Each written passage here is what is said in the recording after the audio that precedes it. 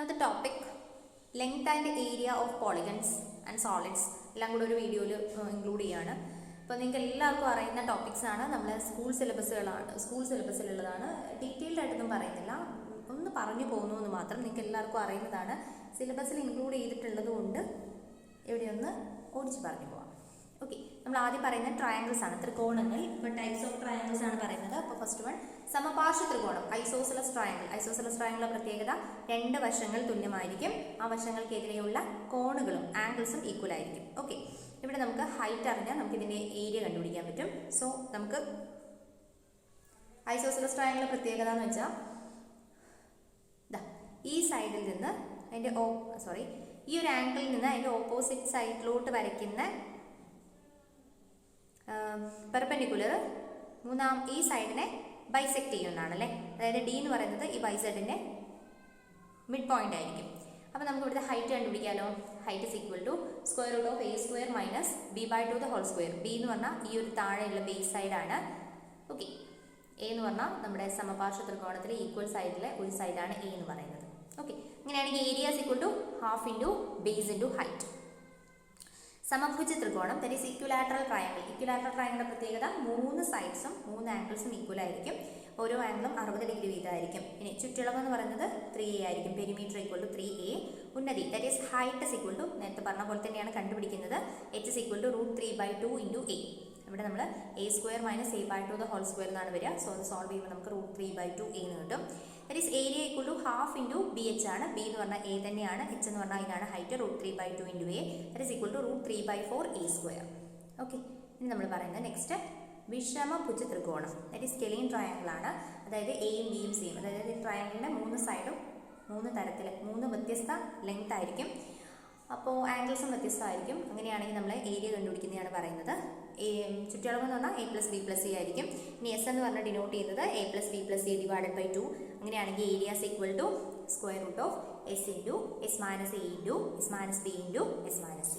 Okay, ഇനി നമ്മളുടെ വളരെയധികം പരിചയമുള്ള ട്രയാങ്കിൾ മട്ടത്രികോണം, ദാറ്റ് ഈസ് റൈറ്റ് ആംഗിളുടെ ട്രയാങ്കിൾ. റൈറ്റ് ആംഗിളുടെ ട്രയാങ്കിളിന്റെ പ്രത്യേകത എല്ലാവർക്കും അറിയാലോ, പൈതഗോറസ് തിയറം അല്ലേ. കർണ സ്ക്വയർ ഈക്വൽ ടു പാദം സ്ക്വയർ പ്ലസ് ലംബം സ്ക്വയർ. അതായത് ഇവിടെ ബേസ് ആണ് പാദമെന്നും ഹൈറ്റ് ആണ് ലംബം എന്ന് ഉദ്ദേശിച്ചിരിക്കുന്നത്. Area is equal to half into bh ആണ് വരുന്നത്. ബിയും ഇവിടെ ഈ ട്രയാങ്കിളിന്റെ ബിയും ഹൈറ്റ് എന്ന് പ്രത്യേകിച്ച് കണ്ടുപിടിക്കേണ്ട, കാരണം പെർപെൻഡിക്കുലർ ആയതുകൊണ്ട് ആ ട്രയാങ്കിളിന്റെ ഹൈറ്റ് തന്നെയായിരിക്കും ഈ ഒരു സൈഡ് എന്ന് പറയുന്നത്. നെക്സ്റ്റ് ചതുർഭുജങ്ങൾ, ക്വാഡ്രിലാറ്ററൽസ്. ഓക്കെ, ഫസ്റ്റ് നമ്മൾ പറയുന്നത് ദീർഘചതുരം, ദാറ്റ് ഈസ് റെക്റ്റാങ്കിൾ. റെക്റ്റാങ്കിളിന്റെ പ്രത്യേകത എന്താണ്? 2 സൈഡ്സ് ഈക്വൽ ആയിരിക്കും അല്ലേ. ഓരോ ആംഗിളും 90 ഡിഗ്രി ആയിരിക്കും. സോ ഒന്ന് നീളം ഒന്ന് വീതിയായിട്ട് കൺസിഡർ ചെയ്താൽ ഏരിയ ഇസ് ഈക്വൽ ടു നീളം ഇൻറ്റു വീതി. Perimeter is equal to 2 times നീളം പ്ലസ് വീതി, ലെങ്ത് പ്ലസ് ബ്രെഡ്ത്ത്. ഇനി ഇവിടെ വികരണത്തിന്റെ നീളം കണ്ടുപിടിക്കാൻ ഇങ്ങനെ ഒരു വികരണം എന്ന് പറഞ്ഞാൽ ഇങ്ങനെയല്ലേ, ഈ മട്ടത്രികോണം അല്ലേ കിട്ടുന്നത്, റൈറ്റ് ആംഗിൾ ട്രയാങ്കിൾ അല്ലേ. അപ്പോൾ നമുക്ക് അവിടെ പൈതഗോറസ് തിയറം അപ്ലൈ ചെയ്യാം. നീളം സ്ക്വയർ പ്ലസ് വീതി സ്ക്വയർ. വികരണത്തിന്റെ നീളം എന്ന് പറഞ്ഞാൽ നീളം സ്ക്വയർ പ്ലസ് വീതി സ്ക്വയറിന്റെ സ്ക്വയർ റൂട്ട് അല്ലേ വരാം. ഓക്കെ, ഇനി നമ്മൾ സമചതുരം. ഏരിയ ഈക്വൽ ടു സമചതുരം എന്ന് പറഞ്ഞാൽ എല്ലാ സൈഡ്സും ഈക്വൽ ആയിട്ടുള്ള ക്വാഡ്രിലാറ്ററലിനെയാണ് നമ്മൾ സമചതുരം എന്ന് പറയുന്നത്. ഓരോ ആംഗിളും 90 ഡിഗ്രി ആയിരിക്കും. ഓക്കെ, ഏരിയ എന്ന് പറഞ്ഞാൽ സൈഡ് ഇൻറ്റു സൈഡ്.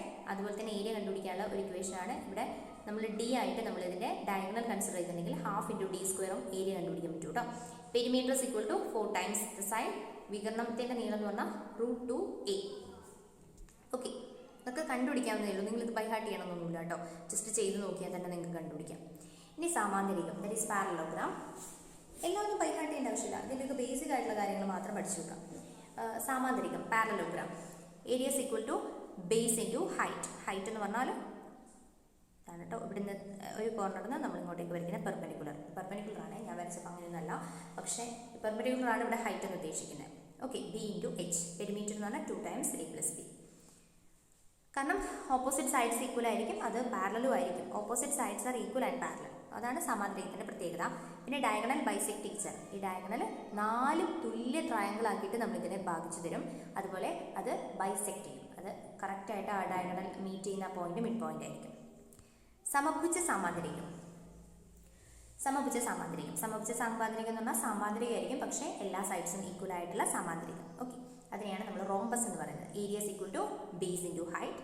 ഏരിയ നമുക്ക് ഒരു രീതിയിലും കൂടെ കണ്ടുപിടിക്കാം, d1 ഇൻറ്റു d2 / 2. അതുപോലെ തന്നെ ഇവിടെയും D1 and D2 bisect each other എന്ന് പറയാം. ഓക്കെ, ഇനി നെക്സ്റ്റ് ലംബകം, ട്രപ്പീസിയം. ട്രപ്പീസിയത്തിൻ്റെ ഏരിയ കണ്ടുപിടിക്കാൻ ഇക്വേഷൻ ആണ് half into height into the A plus B. ഇവിടെ എയും ബിയും നമുക്ക് പാരലൽ ആയിരിക്കും, ഒരു രണ്ട് സൈഡ്സ് പാരലൽ ആയിരിക്കും. ഓക്കെ, ഈ രണ്ട് സൈഡ് പാരലൽ ആവണമെന്നില്ല, ആവുകയില്ല. പിന്നെ ആ ഒരു രൂപത്തിനെയാണ് നമ്മൾ ലംബകം എന്ന് പറയുന്നത്. അപ്പോൾ എയിൽ നിന്ന് ബിയും തമ്മിലുള്ള ഡിസ്റ്റൻസ് ആണ് നമ്മുടെ എച്ച്. ഓക്കെ, ഹൈറ്റ് എന്ന് പറയാം. Height into A plus B. ഇനി നമ്മൾ പറയുന്നത് സമബഹുഭുജം. അതിലാകെ ഒരു കാര്യം നമ്മൾ കോമൺ ആയിട്ട് പഠിക്കുന്നുള്ളൂ അല്ലേ. ഒരുപാട് കാര്യങ്ങളുണ്ടാവും, പക്ഷേ ഈ ട്രയാങ്കിളും റെക്ടാങ്കിളും വെച്ച് നമുക്ക് ചെയ്യാവുന്നതേ ഉള്ളൂ. അതൊക്കെ നമുക്ക് സമബഹുഭുജം എന്ന് പറഞ്ഞാൽ വശങ്ങളുടെ എണ്ണം n ആയിട്ടുള്ള സമബഹുഭുജത്തിൻ്റെ ആന്തരകോണുകളുടെ തുക എന്ന് പറയുന്നത് n-2 × 180 degree. That is sum of the internal angles of a regular polygon with having side n. Okay, equal to n-2 × 180 degree. ഇവിടെ നമുക്ക് ഇപ്പം നമുക്കൊരു പെൻറ്റഗൺ ഉണ്ട്, അതിൻ്റെ ഓരോ ആംഗിളിൻ്റെയും കണ്ടുപിടിക്കാനോ ഓരോ ആംഗിളിൻ്റെയും ഈച്ച് ആംഗിളിൻ്റെ വാല്യൂ എങ്ങനെ കണ്ടുപിടിക്കാം?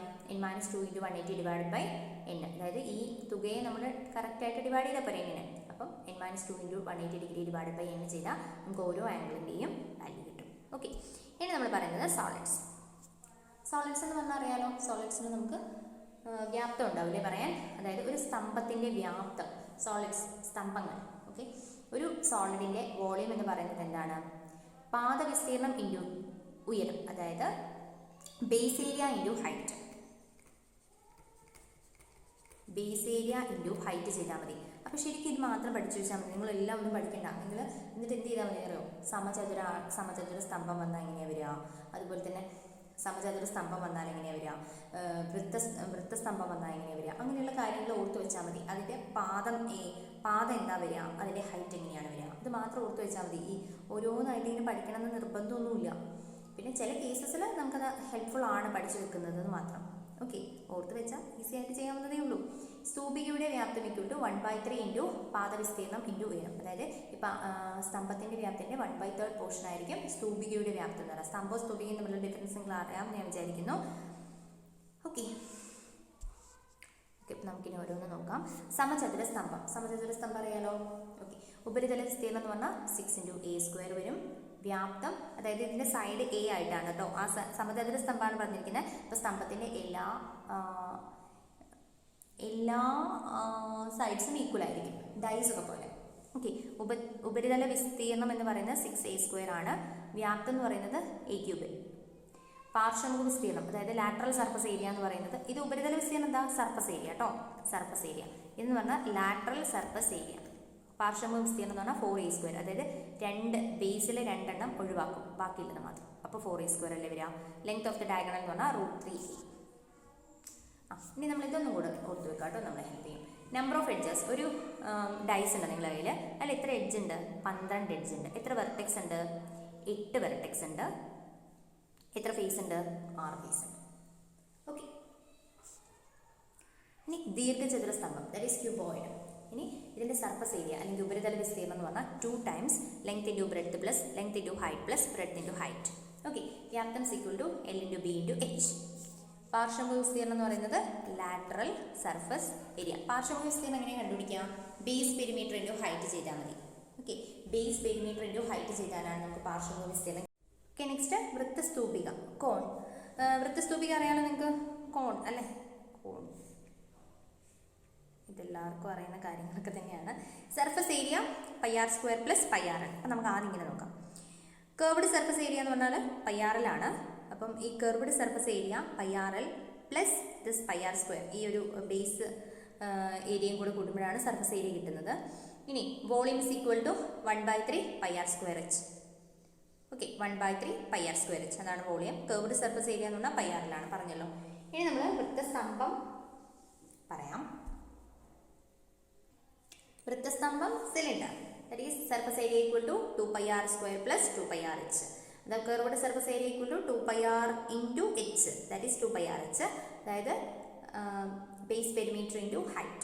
Okay, volume is equal to πr²h. Okay, ഗോളം സ്പിയർ സർഫസ് ഏരിയ എന്ന് പറഞ്ഞാൽ 4πr², വോളിയം എന്ന് പറഞ്ഞാൽ 4/3 πr³. അർദ്ധഗോളം ഹെമിസ്ഫിയർ, അപ്പം നമുക്ക് വോളിയം എന്ന് പറഞ്ഞാൽ 2/3 πr³ വരും. അതുപോലെ കേർവ്ഡ് സർഫസ് ഏരിയ എന്ന് പറഞ്ഞാൽ 2πr³ അല്ല, സ്ക്വയർ ആണ് കേട്ടോ. 2 പൈ ആർ സ്ക്വയർ. അതുപോലെ surface area equal to 3 pi R square. Okay, surface area എന്ന് പറഞ്ഞാൽ താഴെ ഒരു മൂടിയും കൂടെ വരില്ലേ, അപ്പോൾ അവിടെ ഒരു പൈ ആർ സ്ക്വയറും കൂടെ എക്സ്ട്രാ ആവും. അപ്പോൾ curved surface area plus that pi R square. Okay, സമചതുര സ്തൂപിക, ദാറ്റ് ഈസ് സ്ക്വയർ പിരമിഡ്. ഇതിനെക്കുറിച്ച് ഒരുപാട് പറയാനുണ്ട് കേട്ടോ. അപ്പോൾ നിങ്ങൾ എന്ത് ചെയ്യാന്ന് വെച്ചാൽ സമചതുര സ്തൂപിക അല്ലെങ്കിൽ ഈ ഒരു 9th NCERT ടെക്സ്റ്റിൽ സോളിഡ്സ് എന്ന് പറഞ്ഞൊരു ചാപ്റ്റർ ഉണ്ട്. അത് SCERT എടുത്താലും കുഴപ്പമില്ല, അതെനിക്ക് തോന്നുന്നു 10th വരുന്നത്. അപ്പോൾ 9th 10th ആയിട്ട് സോളിഡ്സിൻ്റെ ചാപ്റ്റേഴ്സ് വരുന്നുണ്ട്. അപ്പോൾ അതൊന്ന് നന്നായിട്ട് നോക്കിയാൽ മതി. ഇതിൽ നിന്ന് ക്വസ്റ്റ്യൻ ഇതുവരെ HSAക്ക് ഒന്നും ചോദിച്ചിട്ടില്ല എന്ന് കേട്ടത്. HSAക്ക് ഒന്നും ഇങ്ങനത്തെ ക്വസ്റ്റ്യൻസ് വരില്ല. നമ്മൾ ഡിഗ്രി ലെവൽ മാത്സ് ആയിരിക്കും വരിക, അല്ലെങ്കിൽ +2 ലെവൽ മാത്സ്. അപ്പോൾ നിങ്ങൾ ജസ്റ്റ് ഇതിന് ഇക്വേഷൻസ് ഒക്കെ അറിഞ്ഞിരിക്കാം. അപ്പോൾ ഇതിനെക്കുറിച്ച് ഒരുപാട് പറയാനുണ്ട്. കാരണം നമ്മൾ ഈ ഒരു സമചതുര സ്തൂപിക വരയ്ക്കുമ്പം അതിൻ്റെ ഹൈറ്റ്, അതുപോലെ ലാറ്ററൽ എഡ്ജ്, അതുപോലെ ലാറ്ററൽ ഹൈറ്റ്, ഇത് വെച്ചിട്ടൊക്കെ ചെയ്യാനുണ്ട്. അപ്പോൾ ഇവിടെ ഞാൻ പാർശ്വോന്നതി എന്ന് എഴുതിയിരിക്കുന്ന ഓരോ ഇവിടെ ഒരു ട്രയാങ്കിൾ വരുമല്ലോ, ആ ട്രയാങ്കിളിന് ഉണ്ടാവുന്ന ആ ഹൈറ്റാണ് H. ഈ ഒരു സൈഡാണത്. അപ്പോൾ L² equal to H² + A/2 whole square. Volume എന്ന് പറഞ്ഞാൽ 1/3 A² H. Lateral surface area എന്ന് പറഞ്ഞാൽ 2AL ആൻഡ് സർഫസ് ഏരിയ എന്ന് പറഞ്ഞാൽ 2AL + A². ഇവിടെ എല്ലാം എന്താണെന്ന് കറക്റ്റായിട്ട് അറിയണം കേട്ടോ. ഓക്കെ, ഇനി വൃത്തം എന്ന് പറയുന്നത് ഇനി നമ്മൾ വൃത്തം എന്താ നോക്കാം. വൃത്തത്തിലൊന്നും നമുക്കൊന്നും പറയാനില്ല, നമുക്ക് വളരെ ഇൻട്രസ്റ്റഡ് ആയിട്ടുള്ള കാര്യമാണ്. വൃത്തത്തിൻ്റെ ചുറ്റളവ് പെരിമീറ്റർ എന്ന് പറയുന്നത് 2 പൈ ആർ, വിസ്തീർണം area of a circle is equal to pi R square. വൃത്താംശം സെക്ടറും കൂടെ പറയാം. ഒരു സെക്ടർ ഉണ്ട്, ആ സെക്ടറിൽ ഇവിടെ ഉണ്ടാക്കുന്ന ഒരു സെൻട്രൽ ആംഗിൾ എന്ന് പറയുന്നത് θ ആണ്. R എന്ന് പറയുന്നത് അതിൻ്റെ റേഡിയസ് ആണ്, ഒരു വൃത്തത്തിൻ്റെ റേഡിയസ് ആണ്. അങ്ങനെയാണെങ്കിൽ ഈ സെക്ടറിൻ്റെ ഏരിയ എന്ന് പറഞ്ഞാൽ 3/360 degree into pi R square.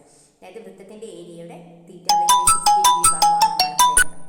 Okay, പിന്നെ നമ്മൾ ലെങ്ത് ഓഫ് ആൻ ആർക്ക്, അതായത് നമുക്കൊരു സെക്ടർ ഉണ്ട്, ആ സെക്ടറിൻ്റെ ആർക്ക് ലെങ്ത് ആണ് ചോദിക്കുന്നത് കേട്ടോ. ഇവിടെ EL എന്ന് പറയുന്നത് ഇതാണ് arc length. Okay, arc length equal to θ/360 degree into 2 pi r. അതായത് വൃത്തത്തിൻ്റെ പെരിമീറ്ററിൻ്റെ 3/360 ഡിഗ്രി പാർട്ട്. ഓക്കെ, ഇത്രയും കാര്യങ്ങളാണുള്ളത്. ഇതോടുകൂടി നമ്മൾ മൊഡ്യൂൾ 1 അവസാനിച്ചിരിക്കുകയാണ്.